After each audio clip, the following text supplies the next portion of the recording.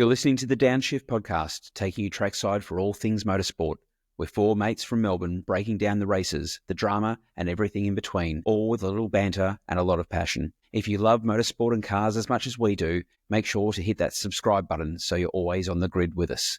So it's lights out, drop the clutch, and let's get racing.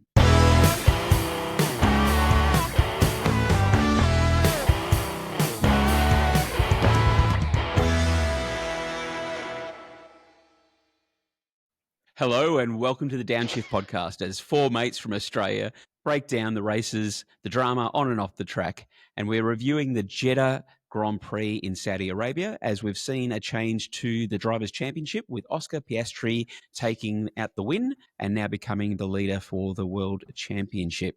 We've got Huppy, Lockie, Swags and myself, KT, taking you through all the drama and all the action. So, Lockie, what did you think of the race so far? Look, I've got to say the first couple of laps certainly had a bit involved with it. Obviously, being the first lap in itself was a bit entertaining there with the first corner. Depends on who you like more at the time. But personally, I thought there was no way Verstappen was going to ever be able to pull up and make that corner. So I thought there was going to be a penalty for that one. I thought it would have been in his best interest to actually just give that place back. The 5-second penalty was probably actually harsher, given that we had a safety car straight after that due to the Sonoda incident there where he tapped that. And unfortunately pinned the car into the wall there as well, which was actually interesting because he continued on for the lap, but unfortunately was unable to continue after that due to the, I think it was the rear wing was completely out after that. And it was no good after that. But yeah, Wags, what in terms of the qualifying, what was the highlights for you?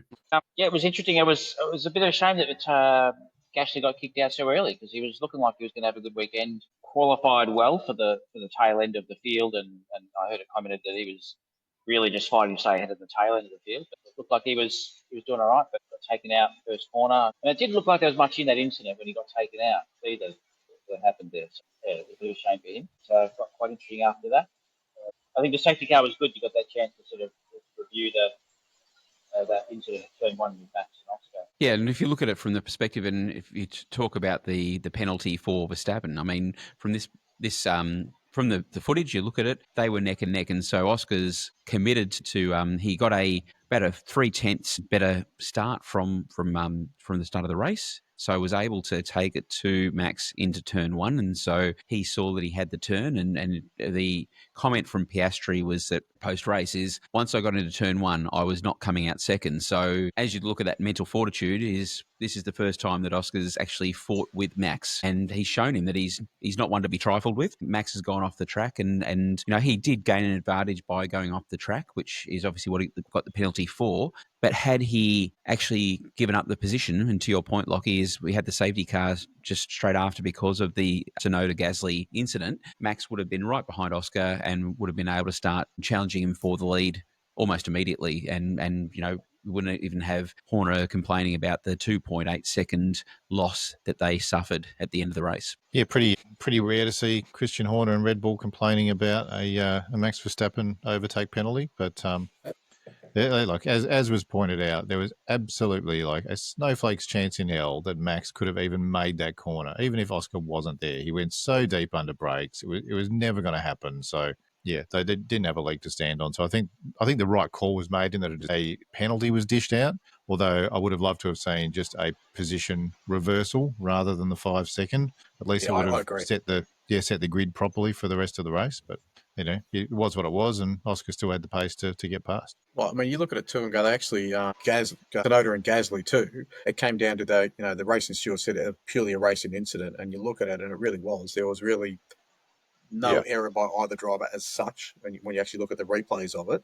And now even Gasly said that they didn't actually go to the stewards and dispute the decision there as well, because it just came down to, racing is between two cars, which we just, touched in the middle of the corner, and that was the end of it. So I think just neither of them gave each other quite enough room in that corner, and it was unfortunate for both teams because Gasly actually showed some pretty good pace in that car in the practice sessions, and based on what Max was able to do in quali in the race, Yuki could have been higher up the grid as well. So both teams lost probably quite a few points from that round. Yeah, it allows us to be able to look back a little bit in regards to earlier in the weekend, because this is a tight street circuit. You're surrounded by walls as you're going through, so you make an error and there's not a lot of margin for error. And we saw that Sonoda crashed in turn 27 through practice, but then also as we came into qualifying, a number of drivers touching the wall. I mean, you had Hadjar and Albon in Q1 who were just bumping into the wall as they went through. So it really is, you've got to be millimetre perfect. Or you've got the fact someone leaves a tyre blanket on as well.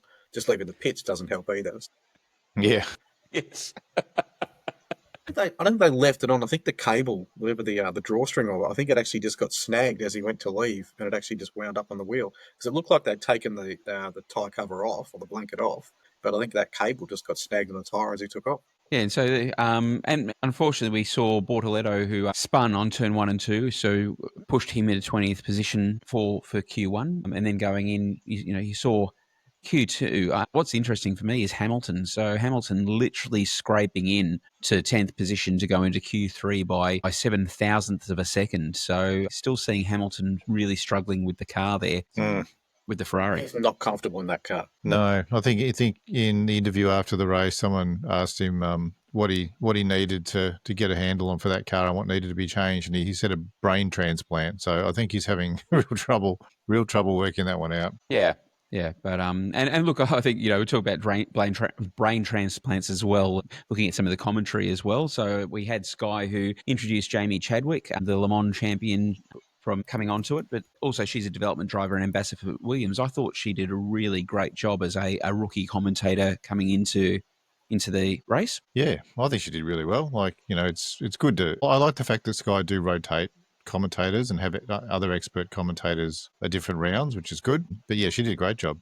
Good to listen to, had good insights. I think it was the first time I'd heard her do commentary, so she can probably polish it up a little bit, but I thought she did a really good job. Yeah, because you've got someone who's actually knows the racecraft, can understand what the drivers are doing, and she knows a few of the drivers quite well as well. So she's been going through, obviously, with them. So she's as she was commentating, she talked about some of the drivers she did know. She did call out when drivers that she just didn't know who they were, and so didn't feel confident saying how she felt, what was going on in their heads. So, yeah, it's nice to see. And then you look at some of the more seasoned commentators, and going back to Good Friday, Karoom Chandok, who I love Karoom. I think he does some great insights in regards to his reviews, and you get a real feel for the driver perspective. But was getting quite frustrated with Simon's commentary. Simon made a very tenuous link to the commentary that he was making, and so Karoom dropped a JC for Good Friday, and Simon had to come back and apologise to all the listeners who may have been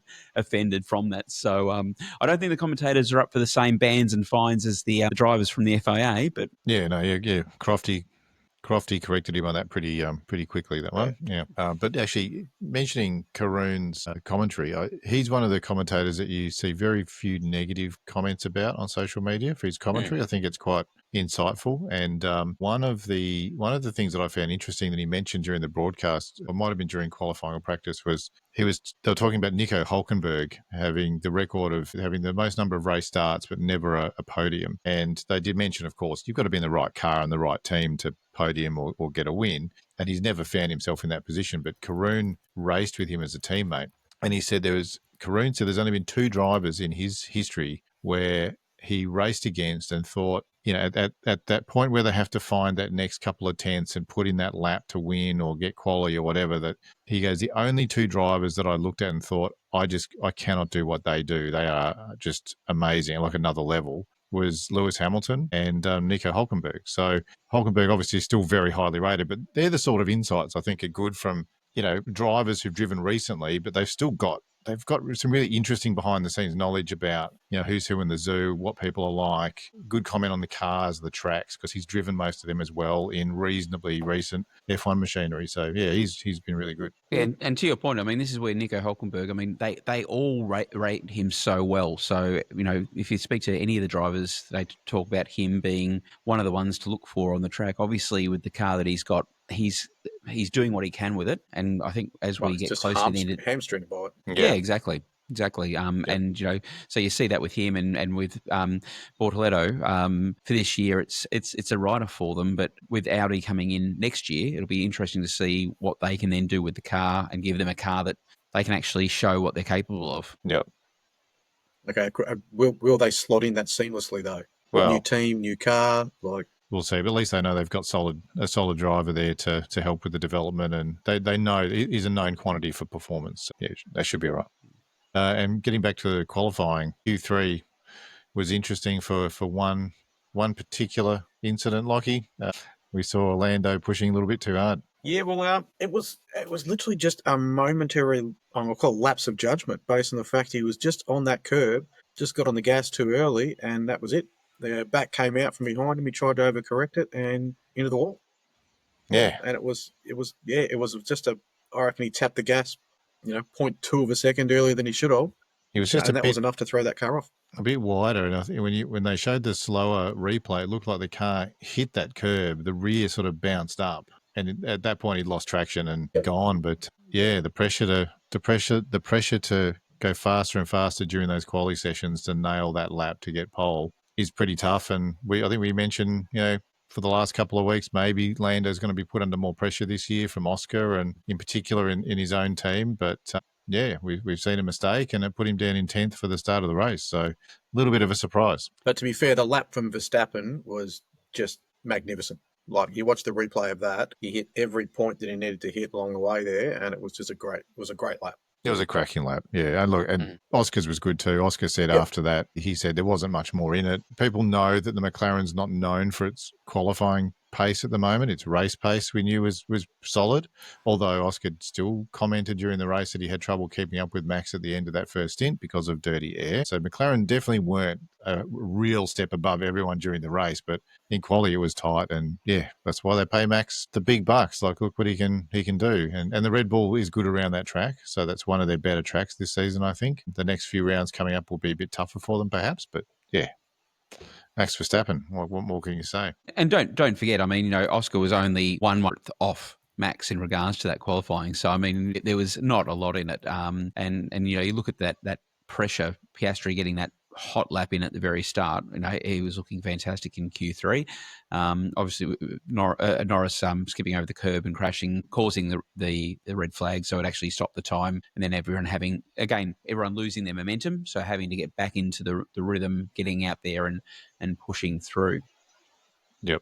And it looked like, I think Verstappen got a little bit of a toe on that last lap, and maybe Piastri didn't, I think. But yeah, really close. And yeah, obviously made for a pretty good race start. Yeah, and that's where Karun had actually noticed that on the Sky screen, where he's talking about the fact that he was that bit further off in the distance. And so, called it a micro toe, but he said it possibly was about 4/10 that could have added to it. So you put that up the front, but as you go and look at those sectors, so Max was 0.123 ahead of Piastri in sector 1, but Piastri was ahead in sector 2 and sector 3, just not enough. I think in race pace, like we saw during the race, Oscar was able to take it out in the end. Looked reasonably comfortable, but he wasn't super comfortable, because if it wasn't for Max's 5-second penalty, it would have been a very, very interesting race between Verstappen and Oscar. I think Lando showed some pace, but I think the story of that Grand Prix was that in dirty air, it really worked the tyres quite hard. So everyone talked about wanting to get clean air, and Max had that advantage in the first stint. Without that 5 seconds, do you reckon that Oscar would have been pushing a bit harder? I mean, it would have been nice for him to be, 6 or 7 seconds clear, just so we go, let's forget all about this.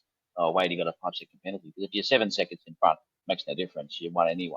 Well, it just highlights how important qualifying is in Formula One at the moment, because if you're behind, like say Oscar for the whole first stint was behind Max, and within around a second, like he was keeping fairly close, but for the first half of that stint, he sort of had to. He couldn't drop back too far because he had cars that weren't too far behind him. So that just hurt his tyres. And at the end of that stint, I think he dropped back to, was it 2.5, 3 seconds behind Max, and said that was it. Like, he was giving it everything he could. Max was pushing as well, but Max pits 2.5 seconds ahead. Oscar puts McLaren in a position where, from a strategy point of view, they would probably feel like they needed to pit first. The pressure would be on them because they'd want to try and undercut Max to get out ahead of him. As it was, there was a minor error on Oscar's pit stop. So his pit stop was like 3.5 seconds instead of 2 to 2.5. So they lost another second in the pits. And they're just lucky they had that 5-second penalty from Max, because if Oscar had have come out behind Max for the second stint, he already saw how tough it was to get close enough to overtake on the first stint. We might have seen Max win that Grand Prix just because of his pole position. But speaking of the pit stop, though, they did 3.5. Red Bull did 2.5, but Ferrari's pit stop was like 2 seconds. 2 seconds. It was absolutely phenomenal. It was an actual thing of beauty to watch. They came in, tyres off and on, in the blink of an eye, he was gone. Yep. That was probably the best one I've seen this season. Ferrari actually executed well from a strategic point of view. Christian, stop laughing. And, although Hamilton was struggling with the car, that's Hamilton, that's not Ferrari. Leclerc did a great job, which I found interesting, that the driver of the day vote at the end of the day went to Verstappen. I really thought it should have gone to probably Leclerc or Piastri. But anyway, Verstappen got the vote, but I thought Leclerc drove very well. Yeah, and looking at Charles, I mean, from that perspective, is he hunted Norris down, took the position, and so from that perspective, has shown what he can do, and I think that's where unfortunately they've had a rough start to the year. Had they not had that, I think Leclerc would be right up there in regards to contending as well. So yeah, and then there was a few other good performers during the race. I think Hadjar did well. Antonelli was up there as well. So they had good races. Albon and Sainz and the Williams were pretty strong again. Although I think this is a track that everyone thought they should be reasonably good at, but they brought 2 cars home in good positions. So they did pretty well as well. And you're seeing from that perspective, and this is the tyre strategy, is these Pirelli tyres are just doing so well. We've got the hards, the mediums, not even touching the softs. It's a one-stopper, getting that through, and you saw that with Norris going on the hards for 34 laps. And to your point around the dirty air, that's when Oscar was coming in behind Lando. A credit to McLaren is they pulled Lando in straight away when Oscar was saying, I'm getting caught up in the dirty air. I need some. Yeah. And interesting, I think that was probably the catalyst for the most urgent or emotional radio message that I've heard Oscar give so far in his career, which was, I think, about 2 or 3 laps to go. He was leading and Max was about 2.5 seconds behind, and he'd come up towards some lap traffic. And there was a message along the lines of, these guys really have to get out of the way. And it seemed quite urgent, because I think the dirty air from those cars could have made it tough for him to stay in front of Max then at the end as well. So yeah, the dirty air was a real problem around that track. But the tyres did last really well. Like Pirelli said, they were taking the softer tyres than last year, yet I think there were probably fewer pit stops than last year as well. So the tyres are hanging on quite well. And that point that you're talking about, that was with Stroll. So Stroll's in front of Piastri. And I was watching that really closely, because I was sort of going, hang on, Stroll needs to give some space. And the drivers that are being lapped will get a warning when the car is within 3 seconds. And if they don't let them pass, is that they will then get another warning. But watching that time that Piastri sat behind Stroll, it cost him 1.5 seconds. So from that regards, that dirty air, as you're saying, is quite impactful. Yeah, yep. Exactly. I mean, Stroll, I think, had taken... Russell was struggling the most with the tyres overheating, wasn't he? Oh, he was worried about one of his tyres opening up. Yeah, it had gone down to close to the carcass, I think, the left front. The left front was having a band appear on the tyre that he was calling out. And in the post-race, Russell was saying that for the last 15 laps, his tyres were getting quite hot and he was really struggling. And we saw Russell really drop back. I mean, he was 18 seconds off Norris at the end of the race, and 27 seconds behind Piastri. So that was a massive fall away for Russell. Yeah, I think Mercedes probably under-delivered from what they would have expected going into this round, like based on the previous rounds. Yeah, to be that far behind the McLarens. But I think next week at Miami, which is a bit more of a downforce track, I think, Mercedes would hope to be a little bit closer to McLaren. But McLaren, I think, should be strong next week as well. But did Mercedes under-deliver or did the Ferrari over-deliver? I think the potential's there in that Ferrari, and Charles is getting the potential out of it, although I still read that there's some chatter about Ferrari still having problems with the rear end of that car, and they're hoping to have a fix within a couple of rounds, which would give them another boost in performance as well. So the Ferrari's definitely looking quick enough in Leclerc's hands, but if Ferrari's another team like Red Bull at the moment that are just struggling to get both drivers high up in the points. They've got the potential car to do it, but Hamilton needs to find a way to get his head around this car. He did get points. Yeah, but he finished a fair way behind Leclerc, and as he said in the post-race conference, like he's driving his butt off to get that car to where it is. Like he just hasn't found the magic pill that Leclerc's got to get speed out of it. So is that from the perspective and that Leclerc has had more time with the team and so he's bedded in with the car and is more comfortable with it? Or is it just that Lewis is struggling with the transition? Both, I think. Like as the commentators pointed out on the weekend, Hamilton's been racing, I think it's with carbon industry brakes in Mercedes for the past X number of years, and braking's so important in Formula One. And now they've moved to Brembo, which is what Ferrari use. So that's a big difference to get your head around. The dynamics of that car will be different. It'll achieve its speed in different ways. It'll have stability in corners. It'll feel different. Like I think it's a pretty big adjustment to move teams when you've been embedded in one team for so long, and that car was really built around everything that he needed to go fast. They would do. Whereas, like you say, Leclerc's been in there. The car's been made around him and Sainz. Yeah, it's interesting. It's taking me a while to get used to it. I honestly thought Hamilton would be way closer to Leclerc pretty quickly, but not the case. And then if we look at another driver coming into the team, and this is where Sainz, for the first time, has actually finished ahead of Alex Albon. So really great to see. I saw him being interviewed at the end as he was walking pit lane. He was really visibly excited and happy about the fact that he had come into the points and done so well. So he's quite confident in saying, look, this is where the Williams is sitting in that sort of top 10, but at the back end. Yeah, and I think it was the second time he's out-qualified Albon as well. And if you look back at Albon's record against teammates for the past 3 years, he has absolutely brained all of his teammates. So this is an example where Sainz has been able to come in, get up to speed pretty quick in this car, and is finding his way. So I'm excited to see what Williams can do for the rest of the season. I think they've got some good momentum at the moment. Well, Sainz did say he was expecting to be 5 or 6 races before he was up to speed with the car and was getting into it. So we're 5th race in. So if what he said was correct, then the next couple of races we could see some good action out of it. And I think that's fair. One thing I was thinking about the other day when I was watching some of the results and looking at Hamilton's comments about trying to understand the Ferrari to get speed out of it. When we saw Ricciardo go into McLaren and he struggled to get pace, and then Ricciardo went to Red Bull and he sort of struggled to get up to speed, people were pretty quick to go, it's the same car, he's just not good enough anymore. And they would write off this whole idea of having to adjust to a different car. Now, what we're seeing with Hamilton and Sainz as well, but mostly Hamilton is like world champion, like top driver, a top driver example, and he's gone into a top team. There is no doubt about his ability, like absolutely no doubt about his ability. He should be within nothing of Charles Leclerc, maybe even ahead of him slightly, right, on raw talent and skill. And he's struggling. So there's obviously merit to that discussion around it can be difficult to get used to a different car, different driving style. Maybe Ricciardo was a bit hard done by the press in a few scenarios, in the last year or two. But I just find it interesting. I really thought Hamilton would be able to get up to speed quicker. I didn't think a driver of his caliber would struggle quite as much to get speed. The other thing I noticed post-race in the cool-down room too was when the 3 drivers were sitting there watching the highlights on the TV there was 2 drivers who were engaged, and one was sitting in the corner almost sulking or ignoring the other one, shall we put it. Max was not engaging with either of those 2 drivers in any way, shape or form. It looked like he took his bat and ball and was not talking to Leclerc or Piastri at all, just sat there.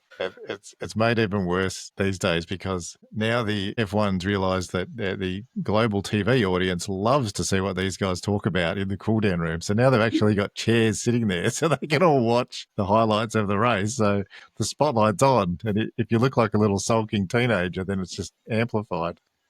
Well, the memes are already coming out on the net showing this, so it's great. I love it. Yeah, when Max is not happy, and as he then went into the media pen, that the first question was about the 5 seconds. It's not worth talking about. Let's move on. So wasn't going to have a bar of it. Well, he didn't want to get a fine either. So Yeah, absolutely. Well, that's probably going to take us into how did our predictions go for the weekend, Christian? I was going to say, was that where you were leading as well? Yeah, that's exactly where I was going, Lockie. So and look, from that perspective, I've got to say, Schwags has actually taken the maximum points out of the 4 of us for this weekend. So well done. Can't believe we doubted you, Dan. And look, for those of you who are wondering why you're not hearing the dulcet tones of Schwags at the moment, he's in a caravan park in the middle of New South Wales, and so got the rain going in the background, so very difficult for him Heavy to be able rain, to so we cut all my jump audio up. out. But so as we look at the results of the race, we had Max take pole with Oscar as first, Max second, and Charles in third place. So Schwags, you had Oscar in first, but you also had Charles in third. So you obviously knew something that we didn't. So congratulations, 4 points. Ferrari, it's a popular track for Ferrari. They've done well there before, so which I don't think I knew that actually before the race. But anyway, Take the win. Charles Take the achieved win. some good results. So 4 points for you, Schwags, and look, for the rest of us, we all picked Oscar for the win. So we all got 3 points for Oscar for the win. So that I'll take it. Yeah, absolutely. So where that puts us in regards to the leaderboard, Lockie, you're still sitting in first place with 16 points, Back. followed by Happy with 15. Close. And then myself at 13 points, so a couple of points behind there. And Schwags starting to add up, getting up to 6 points. So better than the two that you've had for the last group of races. Oh, it's only round five. Long way to go. It's a marathon, Dan, not a sprint. Marathon. I know. So based on that, before we wrap up, any last thoughts or comments for the Jeddah race team? I had one note here about Oscar's little red light comment, because there was some red lights in the crowds, or there was a building nearby that had some red lights on them. He said, I confuse it for a red flag. It must have been, just interesting, but nothing more of that. But yeah, I think the point was made earlier. Oscar's was a bit more vocal this race in spots. Yeah, and look, it speaks to what the drivers are taking in. I mean, any little thing that they're seeing around the track, and I think it's absolutely amazing. I mean, you've got these guys who are going around the track at 300 kilometres an hour, calmly talking on the radio, well, most of them calmly talking on the radio, but to your point, was Oscar's picking up this little flashing red light that he's then radioing in saying, you need to get someone to have a look at this because it is distracting. Well, with that, after a great Grand Prix in Jeddah, seeing the change for the World Drivers' Championship with Oscar Piastri 10 points ahead of Lando Norris now, we'll wrap up this episode of the Downshift. Be sure to tune in on Thursday as we're going to have a look at the Drivers' Championship in a little bit more detail, talk about some of the mental toughness of those drivers up the top and what that goes to their racecraft, but also how they prepare and how they perform on race day, and then thinking about Red Bull in regards to the driver challenge that they've had in front of them and wondering whether or not they've solved that challenge. So be sure to subscribe to this so that you know when the next episode drops, and then tune in for Thursday's episode for the four of us talking about the championship. So thank you, and we'll see you on the next lap.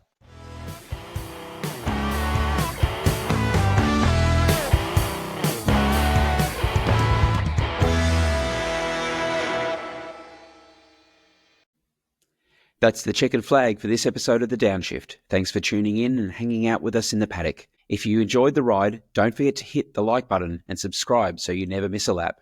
And hey, if we've earned it, drop us a 5-star review. It really helps us climb the grid and reach more motorsport fans.